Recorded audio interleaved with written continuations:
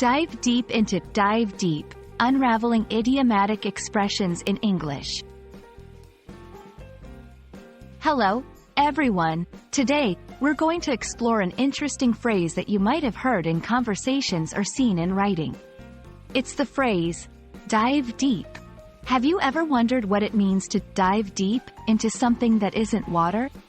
Well, in this video, we'll break it down for you. We'll look at the literal meaning, the figurative usage, and give you some examples of how to use it in your everyday English. Let's get started.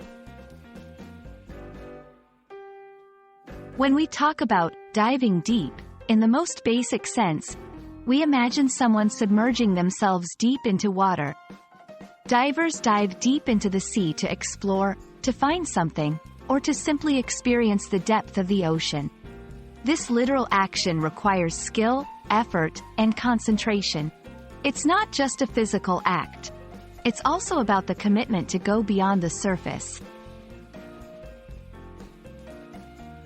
Moving on to the figurative meaning, dive deep is a metaphor used to describe a thorough and intense exploration into a subject or an issue. When someone says they are diving deep into a topic, they mean they are learning about it as completely and deeply as possible. They're not satisfied with a basic understanding. They want to explore every aspect of it. Let's put dive deep into action. Here are a few examples. 1. The researcher dove deep into the study, spending years collecting data.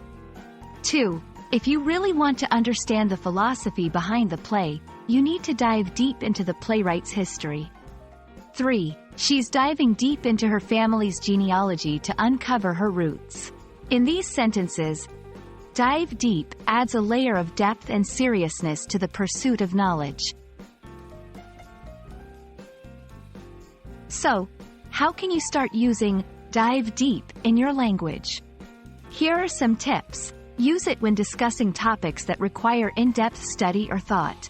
Combine it with words that convey search and discovery, like explore, investigate, or examine.